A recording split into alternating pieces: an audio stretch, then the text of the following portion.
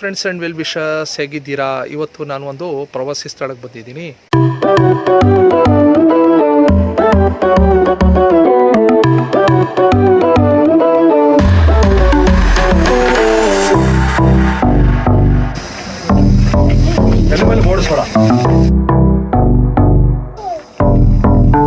Sir, videography allowed ಇದೆ ಕೋಟೆದಲ್ಲಿ ಇದ್ದೀನಿ ನಾನು.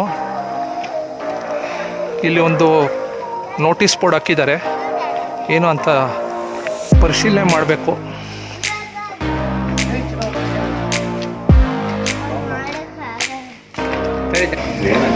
ನೋಡಿ, ಇಲ್ಲಿ ಎಂಟ್ರೆನ್ಸ್ ಮೇಲೆ ಎಂಟ್ರೆನ್ಸ್ ಇದೆ. ಚಿತ್ರದ ಆಕೃತಿಯನ್ನು ಮಂಜರಾಬಾದ್ ಕೋಟೆಯನ್ನು ಟಿಪ್ಪು ಸುಲ್ತಾನ 17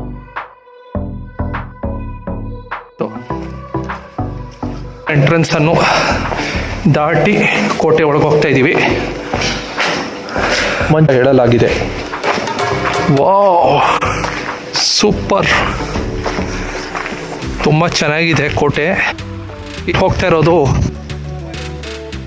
ನೀವು ನೋಡ್ತಾ ಇದ್ದೀರಲ್ಲ, ಅದು ಸಕಲೇಶಪುರ ಟೌನ್. ಅದು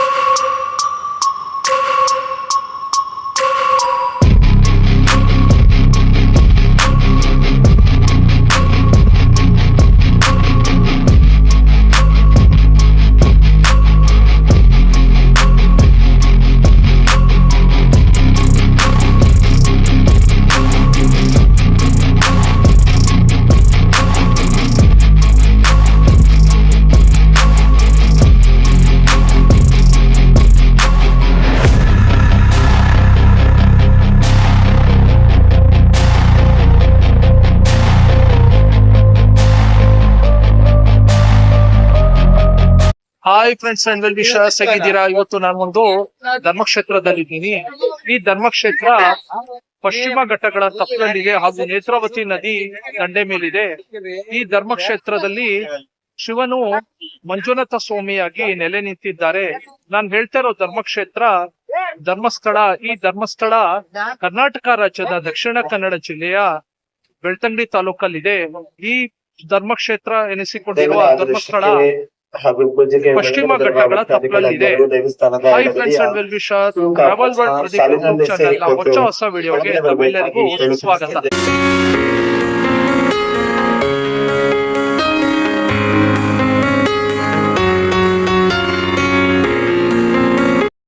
ಇವತ್ತಿನ ವಿಡಿಯೋದಲ್ಲಿ ಧರ್ಮಸ್ಥಳದ ಬಗ್ಗೆ ಮಾಹಿತಿಯನ್ನು ನಿಮ್ಮ ಜೊತೆ ಹಂಚಿಕೊಳ್ತಾ ಇದ್ದೀನಿ. ಈ ಧರ್ಮಸ್ಥಳದ ವಿಶೇಷತೆ ಏನೆಂದರೆ, ಈ ಧರ್ಮಸ್ಥಳದಲ್ಲಿರುವ ಶ್ರೀ ಮಂಜುನಾಥ ಸ್ವಾಮಿ ದೇವಾಲಯವು ಇತಿಹಾಸ ಹಾಗೂ ಪುರಾಣ ಪ್ರಸಿದ್ಧಿಯನ್ನು ಪಡೆದಿದೆ. ಶ್ರೀ ಮಂಜುನಾಥ ಸ್ವಾಮಿ ದೇವಾಲಯವು ಶ್ರೀ ಮಂಜುನಾಥ ಸ್ವಾಮಿ ದೇವರು ಅಥವಾ ಶಿವದೇವರಿಗೆ ಸಮರ್ಪಿಸಿದೆ. ಧರ್ಮಸ್ಥಳದಲ್ಲಿ ಶ್ರೀ ಮಂಜುನಾಥ ಸ್ವಾಮಿ ಆಲಯವನ್ನು ಬಿಟ್ಟರೆ ಶ್ರೀ ಅಮ್ಮನವರ ಆಲಯ, ಧರ್ಮದೇವಗಳಿಗೆ ಸಂಬಂಧಪಟ್ಟ ಆಲಯಗಳು ಮತ್ತು ಜೈನ ತೀರ್ಥಂಕರರಾದ ಶ್ರೀ ಚಂದ್ರನಾಥ ತೀರ್ಥಂಕರರ ಬಸದಿ ನಮಗೆ ನೋಡೋಕ್ಕೆ ಸಿಗುತ್ತೆ. ಆ ಧರ್ಮದೇವಗಳ ಹೆಸರುಗಳು ಯಾವೆಂದರೆ ಕಾಳರಾಹು, ಕಾಲರ್ಕಾಯಿ, ಕುಮಾರಸ್ವಾಮಿ ಮತ್ತು ಕನ್ಯಾಕುಮಾರಿ. ಈ ದೇವಾಲಯ ಹಿಂದೂ ದೇವಾಲಯವಾಗಿದ್ದು, ಈ ದೇವಾಲಯದ ಆಡಳಿತವನ್ನು ಜೈನ ಧರ್ಮದ ಜೈನ ಬಂಟ ಸಮುದಾಯದ ಪೇರ್ಗಡೆ ವಂಶದವರು ಆಡಳಿತವನ್ನು ನಿರ್ವಹಿಸುತ್ತಿದ್ದಾರೆ. ಈ ದೇವಾಲಯದ ಪೂಜೆಯನ್ನು ಮಧ್ವ ಬ್ರಾಹ್ಮಣರು ವೈಷ್ಣವ ಸಂಪ್ರದಾಯವನ್ನು ಅನುಸರಿಸಿಕೊಂಡು ಬರುತ್ತಿದ್ದಾರೆ. ಸಾಮಾನ್ಯವಾಗಿ ಶೈವ ದೇವಾಲಯಗಳಲ್ಲಿ ಶೈವರು ದೇವಾಲಯದ ಪೂಜೆಯನ್ನು ಮಾಡುತ್ತಾರೆ. ಆದರೆ ಈ ದೇವಾಲಯದ ವಿಚಾರದಲ್ಲಿ ತದ್ವಿರುದ್ಧವಾದ ಆಚರಣೆಯನ್ನು ನಾವು ಇಲ್ಲಿ ನೋಡಬಹುದು. ಶ್ರೀ ಧರ್ಮಸ್ಥಳ ಕ್ಷೇತ್ರವು ಸಮುದ್ರ ಮಟ್ಟದಿಂದ 105 ಮೀಟರ್ ಎತ್ತರದಲ್ಲಿದೆ.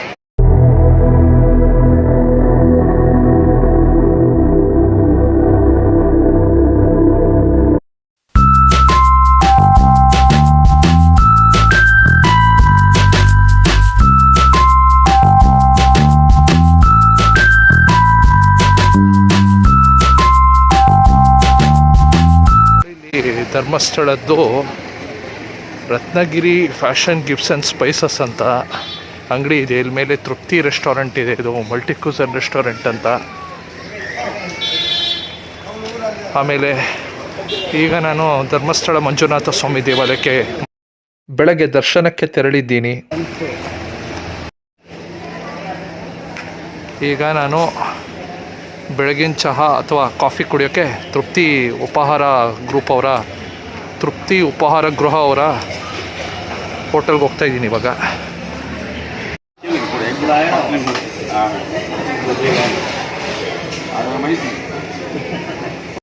ಕಾಫಿ ಇವತ್ತು ಇವೆಲ್ಲ ಗೆಸ್ಟ್ ಹೌಸ್ ವೀಕ್ಷಕರೇ. ಇದು ನೇತ್ರಾವತಿ ಗೆಸ್ಟ್ ಹೌಸು, ಆ ಕಡೆ ಇರೋದು ವೈಶಾಲಿ ಗೆಸ್ಟ್ ಹೌಸ್ ನಾನು ಹಿಡ್ಕೊಂಡಿರೋದು. ಅಲ್ಲಿ ಈ ಗೆಸ್ಟ್ ಹೌಸೇ ವೀಕ್ಷಕರೇ ನಾನು ಇರೋದು, ಸ್ಟೇ ಮಾಡಿದ್ದು ನೆನೆ ರಾತ್ರಿ. ತೃಪ್ತಿ ಗೃಹ ಅವರ ಹೋಟೆಲ್ ಅವರ ಹೊಸ ಬಿಲ್ಡಿಂಗ್ ಇದು, ಈಗ ನಿರ್ಮಾಣ ಹಂತದಲ್ಲಿದೆ ಇದು.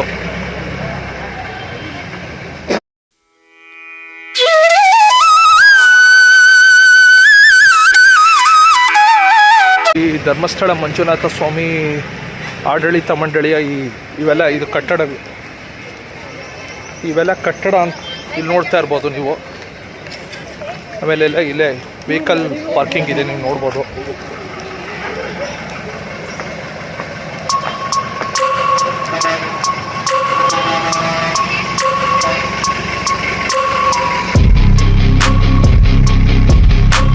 ಆಮೇಲೆ ಅಲ್ಲಿ ಬೃಹತ್ತಾದ ಒಂದು ಏರೋಪ್ಲೇನ್ ಮಾಡೆಲ್ ನೋಡ್ತಾ ಇದ್ದೀರಾ ವೀಕ್ಷಕರೇ. ಇದು ಐ ಥಿಂಕ್ ಮಂಜೂಷಾ ಮ್ಯೂಸಿಯಂ ಅಂತ ಅಂದ್ಕೊಂಡಿದ್ದೀನಿ. I hope so.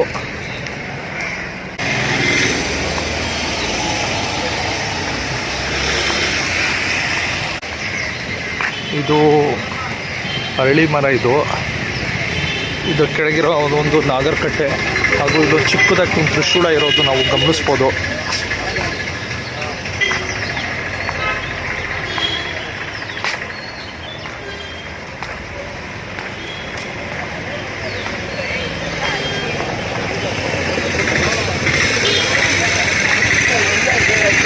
ಹಾಗೂ ಸಿನಿಮಾಗಳಲ್ಲಿ ನೋಡಿರ್ತೀರ, ರಾಜ್ಕುಮಾರ್ದು ಡಾಕ್ಟರ್ ನಟಸರ್ವಭೌಮ ರಾಜ್ಕುಮಾರ್ ಅವರ ಚಿತ್ರದಲ್ಲಿ ಧರ್ಮಸ್ಥಳದ ಒಂದು ಚಿತ್ರೀಕರಣ ನಡೆದಿರುತ್ತೆ ಸಿನಿಮಾದಲ್ಲಿ. ಆ ಚಿತ್ರ ಯಾವುದು ಅಂತ ಕಾಮೆಂಟ್ ಬಾಕ್ಸಲ್ಲಿ ತಿಳಿಸಿ. ಇದೇ ಕ್ಲಾಕ್ ಟವರ್ನು ಆ ಸಿನಿಮಾದಲ್ಲಿ ನಾನು ನೋಡಿದ್ದೀನಿ. ಇಲ್ಲಿ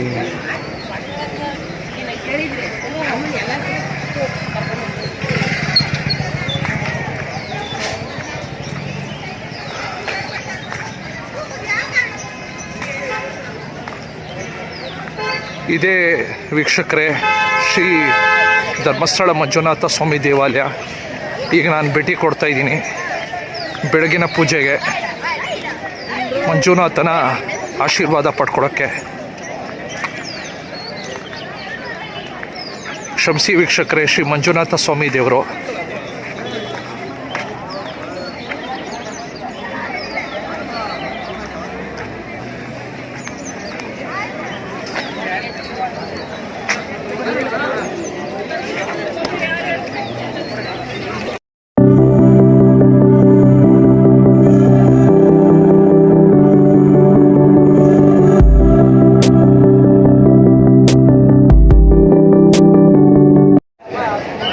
ಧರ್ಮಸ್ಥಳ ಮಂಜುನಾಥ ಸ್ವಾಮಿ ದೇವಾಲಯ ನೋಡ್ತಾ ಇದ್ರೆ ಇದು ಅಪ್ಪಟ ಕೇರಳ ವಾಸ್ತುಶೈಲಿಯಲ್ಲಿ ನಿರ್ಮಾಣ ಆಗಿರೋದು ನಾವು ಇಲ್ಲಿ ಕಾಣ್ಬೋದು.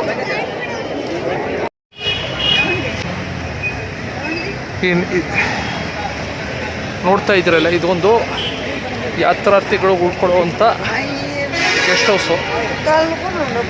ಈಗ ಕೆಳಗೆ ಇಲ್ಲಿ ನೋಡಿದ್ರೆ ಇಲ್ಲಿ ಗ್ರೌಂಡ್ ಫ್ಲೋರಲ್ಲಿ ಎಂಕ್ವೈರಿ ಆಫೀಸ್ ಅಂತ ಮಾಡಿದ್ದಾರೆ.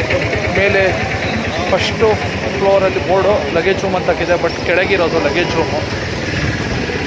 ಇದು ಇಲ್ಲಿ ನೋಡ್ತಾ ಇರೋದು ನೀವು ನರ್ಮದಾ ಗೆಸ್ಟ್ ಹೌಸ್ ವೀಕ್ಷಕರೇ.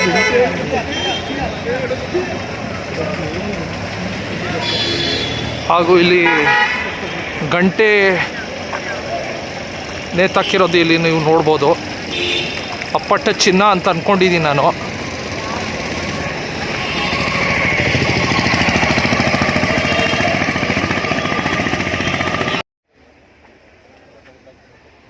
ಇಲ್ಲಿ ನೀವು ನೋಡ್ತಾ ಇರೋದು ರತ್ನಗಿರಿ ಬಾಹುಬಲಿ ವಿಹಾರ್ ಅಂತ. ಮೇಲೆ ಧರ್ಮಸ್ಥಳದ ಗೋಮಟೇಶ್ವರ ವಿಗ್ರಹ ಇರೋದು ವೀಕ್ಷಣೆ ಮಾಡೋಕ್ಕೆ ನಾವು ಹೋಗ್ತಾ ಇದ್ದೀವಿ.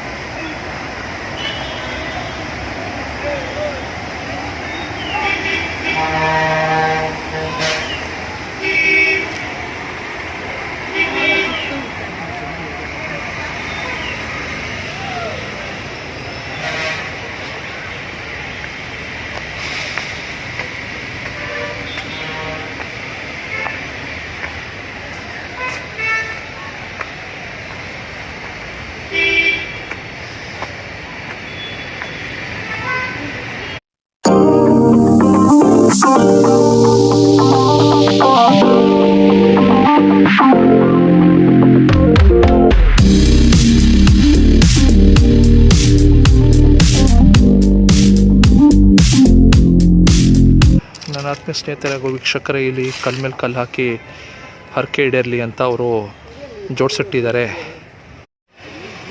ಈ ಮೆಟ್ಲು ಹತ್ಕೊಂಡು ಹೋದರೆ ನೋಡಿ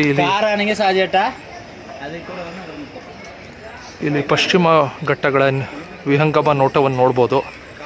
ಹಾಗೂ ಈ ಆರ್ಚ್ ದಾಟ್ಕೊಂಡು ಹೋಗ್ತಾ ಇದ್ದರೆ ನಮಗೆ ಬಾಹುಬಲಿಯ ದರ್ಶನ ಸಿಗ್ತಾ ಇದೆ ಈ ಆರ್ಚ್ ಕಡೆಯಿಂದ.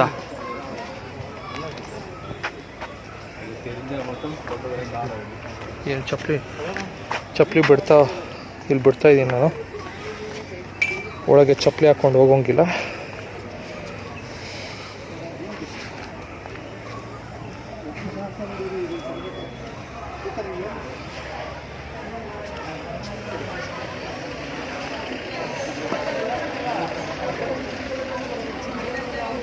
ಇಷ್ಟು ಲಾರಿ, ದೊಡ್ಡ ಲಾರಿಲಿ ಇಲ್ಲೇ ಏಕಶ್ರೀ ತಂದಿದ್ದು. ಇದು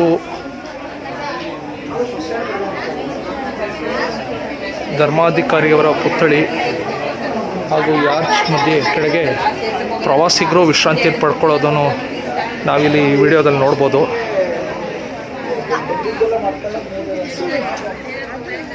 ನೋಡಿ ವೀಕ್ಷಕರೇ, ಇದು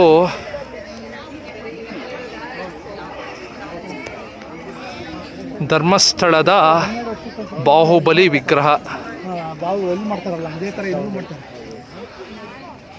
ಹಾಗೂ ಎದುರುಗಡೆ ನೀವು ನೋಡ್ತಾ ಇರೋ ಕಂಬ ಅದು ಮನಸ್ತಂಭ ವೀಕ್ಷಕರೇ.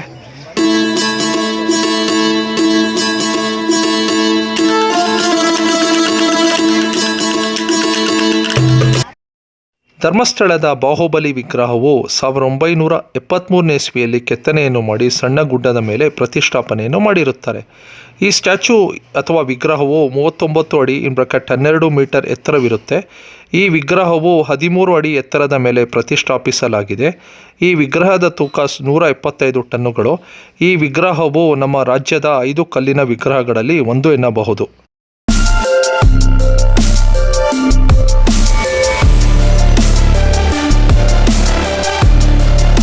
ವೀಕ್ಷಕರೇ,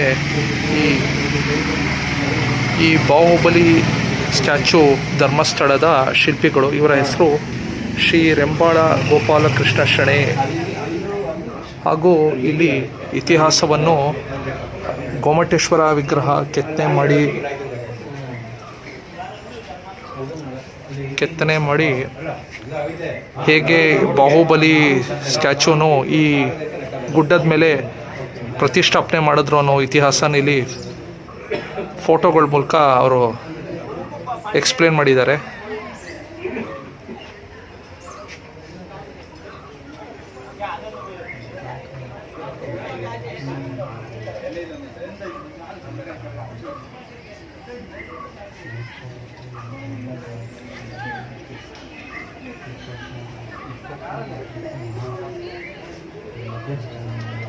ಹಾಗೂ ಅಂದಿನ ಕಾಲದ ಧರ್ಮಾಧಿಕಾರಿ ಹಾಗೂ ಹಾಲಿ ಧರ್ಮಾಧಿಕಾರಿ ವೀರೇಂದ್ರ ಹೆಗಡೆಯವರು ಈ ಫೋಟೋದಲ್ಲಿ ನಾವು ಇಲ್ಲಿ ನೋಡ್ಬೋದು.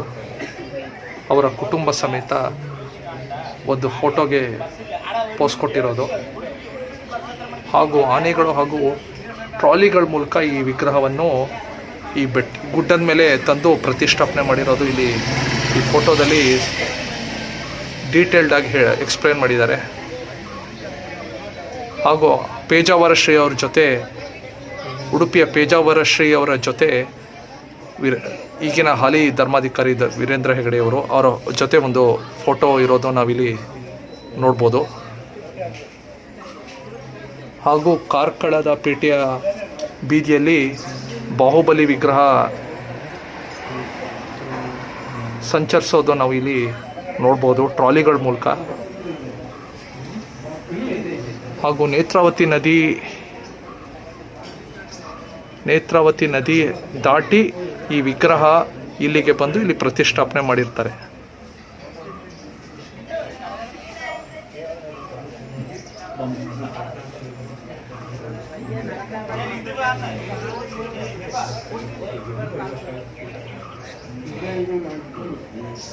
ಯಾಕಂದರೆ ಈ ಧರ್ಮಸ್ಥಳ ಮಂಜುನಾಥ ಸ್ವಾಮಿಯ ಧರ್ಮಾಧಿಕಾರಿಗಳು ಹಾಗೂ ಈ ಹಾಲಿ ಧರ್ಮಾಧಿಕಾರಿಯಾದ ಶ್ರೀ ವೀರೇಂದ್ರ ಹೆಗಡೆಯವರು ಜೈನ ಧರ್ಮದವರೇ ಆಗಿರ್ತಾರೆ. ಅದಕ್ಕೆ ಈ ಧರ್ಮಸ್ಥಳ ಕ್ಷೇತ್ರದಲ್ಲಿ ಬಾಹುಬಲಿ ವಿಗ್ರಹವನ್ನು ಪ್ರತಿಷ್ಠಾಪನೆ ಮಾಡೋಕ್ಕೆ ಒಂದು ಕಾರಣ ಅಂತ ಹೇಳ್ಬೋದು.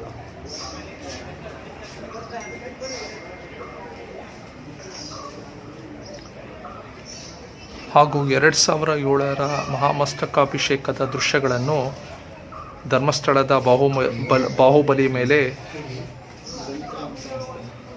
ಅಭಿಷೇಕ ಮಾಡ್ತಾ ಇರೋ ಒಂದು ಫೋಟೋಗಳನ್ನು ಇಲ್ಲಿ ನಾವು ನೋಡ್ಬೋದು. ಹಾಗೂ ಅಭಿಷೇಕವನ್ನು ಮಾಡ್ತಾ ಇರೋದು ಶ್ರೀ ಪೂಜ್ಯನೀಯ ವೀರೇಂದ್ರ ಹೆಗಡೆಯವರು. 2007ರ ಈ ಫೋಟೋಸ್ಗಳನ್ನು ಇಲ್ಲಿ ಡಿಸ್ಪ್ಲೇಲಿಟ್ಟಿದ್ದಾರೆ. ಹಾಗೂ ಇದನ್ನು ಎಕ್ಸ್ಪ್ಲೇನ್ ಮಾಡಿ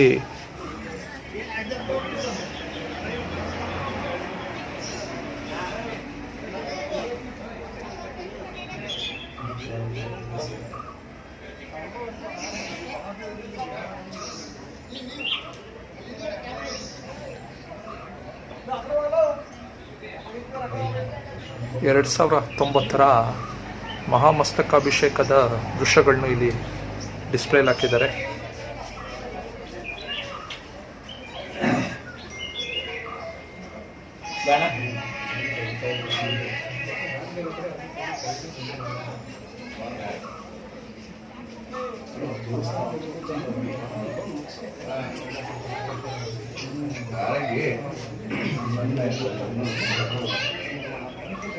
ಎರಡು 2019ರಲ್ಲಿ ಮಹಾಮಸ್ತಕಾಭಿಷೇಕದ ಸಮಯದಲ್ಲಿ ಲೇಸರ್ ಲೈಟಲ್ಲಿ ಬಾಹುಬಲಿ ಕಂಗೊಳಿಸೋದನ್ನು ನಾವಿಲ್ಲಿ ಈ ಫೋಟೋದಲ್ಲಿ ನೋಡ್ಬೋದು.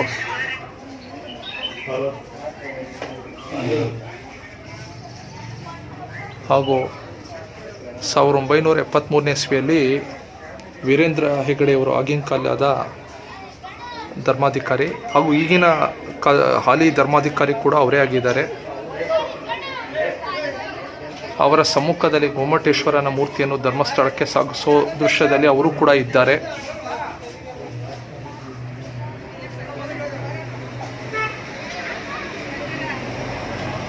ಹಾಗೂ ಮಹಾಮಸ್ತಕಾಭಿಷೇಕ ಸಮಯದಲ್ಲಿ ವಿವಿಧ ಬಣ್ಣಗಳ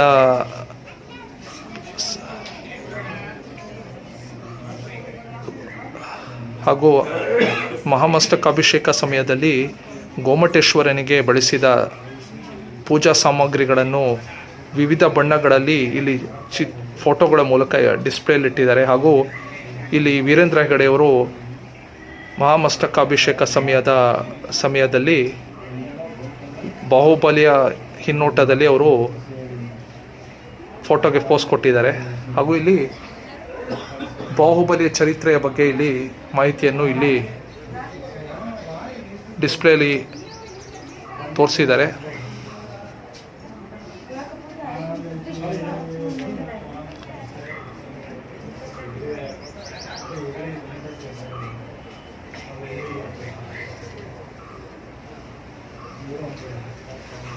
ಈಗಾಗಲೇ ಬಾಹುಬಲಿಯ ಬಗ್ಗೆ ಮಾಹಿತಿಯನ್ನು ಶ್ರವಣಬೆಳಗೊಳದ ವಿಡಿಯೋದಲ್ಲಿ ಎಕ್ಸ್ಪ್ಲೇನ್ ಮಾಡಿದ್ದೀನಿ. ವಿಡಿಯೋ ನೋಡದೇ ಇರೋರು ಈ ವಿಡಿಯೋದಲ್ಲಿರುವ ಡಿಸ್ಕ್ರಿಪ್ಷನ್ ಬಾಕ್ಸಲ್ಲಿ ಲಿಂಕನ್ನು ಹಾಕಿರ್ತೀನಿ, ತಪ್ಪದೆ ನೋಡಿ.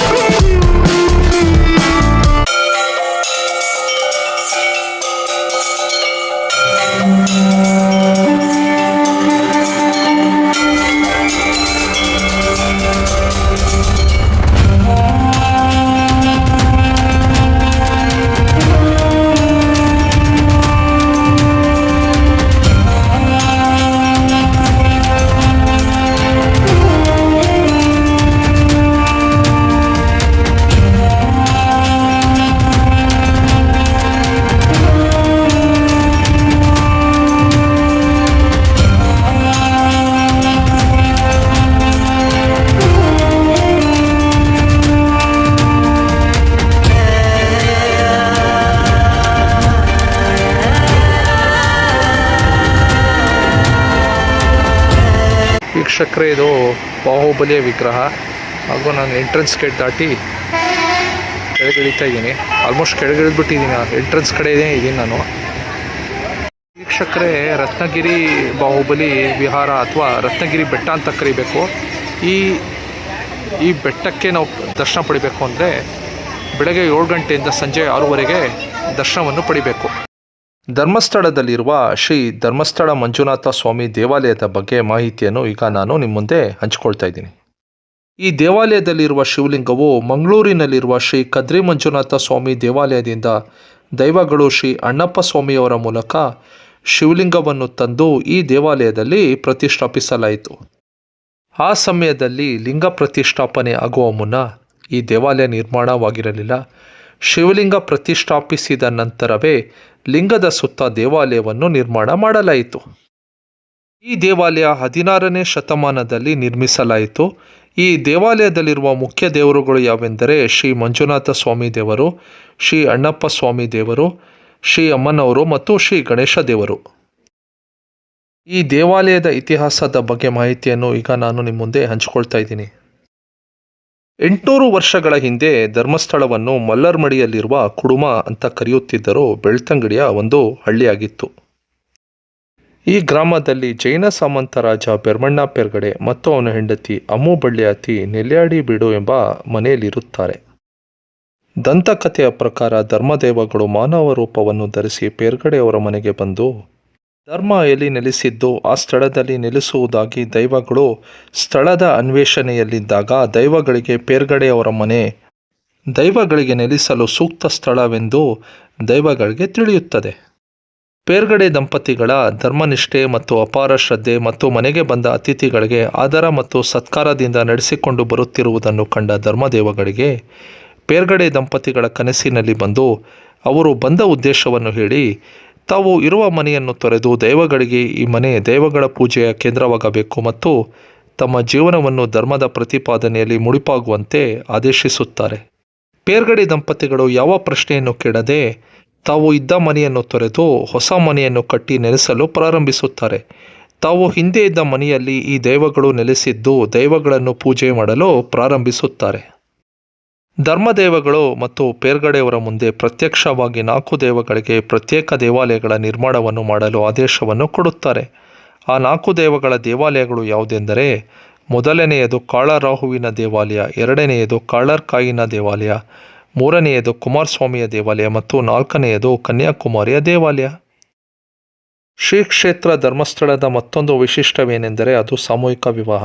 ಸಾಮೂಹಿಕ ವಿವಾಹದ ಬಗ್ಗೆ ಮಾಹಿತಿಯನ್ನು ಈಗ ನಾನು ನಿಮ್ಮ ಮುಂದೆ ಹಂಚಿಕೊಳ್ತಾ ಇದ್ದೀನಿ. 1972ನೇ ಇಸ್ವಿಯಿಂದ ಶ್ರೀ ಧರ್ಮಾಧಿಕಾರಿ ವೀರೇಂದ್ರ ಹೆಗಡೆಯವರು ವರದಕ್ಷಿಣೆ ಪಿಡುಗು ಅದ್ದೂರಿ ವೆಚ್ಚದ ಮದುವೆ ಸಮಾರಂಭವನ್ನು ತಗ್ಗಿಸಲು ಪ್ರಪ್ರಥಮ ಬಾರಿಗೆ ಸಾಮೂಹಿಕ ವಿವಾಹವನ್ನು ಆಯೋಜಿಸಿದರು. 1972ನೇ ಇಸ್ವಿಯಿಂದ ಪ್ರಾರಂಭವಾದ ಈ ಸಾಮೂಹಿಕ ವಿವಾಹದ ಪದ್ಧತಿ ಪ್ರತಿ ವರ್ಷ ಏಪ್ರಿಲ್ ತಿಂಗಳಿನಲ್ಲಿ ಆಯೋಜಿಸುತ್ತಾ ಬಂದಿದ್ದಾರೆ. 2013ನೇ ಇಸ್ವಿಯಲ್ಲಿ 10,698 ಜೋಡಿಗಳು ಧರ್ಮಸ್ಥಳದಲ್ಲಿ ಸಾಮೂಹಿಕ ವಿವಾಹವಾದರು. ಈ ಸಾಮೂಹಿಕ ವಿವಾಹವನ್ನು ಧರ್ಮಸ್ಥಳದ ಟೆಂಪಲ್ ಕಮಿಟಿ ಆಯೋಜಿಸಿದ್ದಾರೆ. Hi friends and well wishers, video ಇನ್ನೂ ಮುಗ್ದಿಲ್ಲ. ಈ ವಿಡಿಯೋನ ಮುಂದುವರೆದ ಭಾಗನೂ ಪಾರ್ಟ್ 2 ವಿಡಿಯೋದಲ್ಲಿ ನೀವು ನೋಡ್ಬೋದು.